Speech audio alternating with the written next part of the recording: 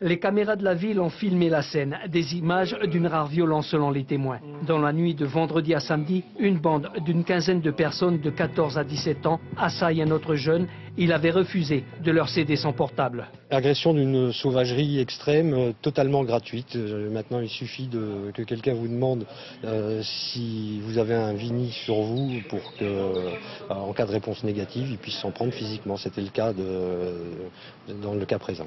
Les images récupérées ont aussi révélé que le premier des agresseurs n'est âgé que de 14 ans. Les témoins présents n'ont pas bougé. Aux abords, il y a d'autres personnes qui sont présentes à proximité, à peut-être une vingtaine de mètres, dont des adultes qui se contentent de regarder sans intervenir, non seulement sans intervenir, mais également sans prendre la peine de leur prendre leur téléphone et d'aviser les services de secours. C'est de ce poste de contrôle de la police municipale que les images de surveillance sont enregistrées.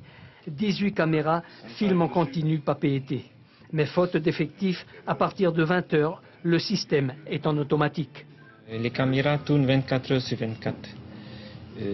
Certaines sont rotatives, d'autres sont figées et restent fixes.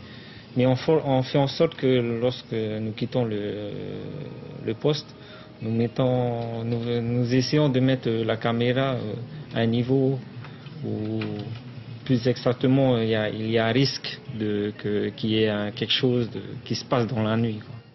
Un projet de partenariat entre la ville et la police nationale doit permettre le partage et l'utilisation en temps réel du dispositif de sécurité.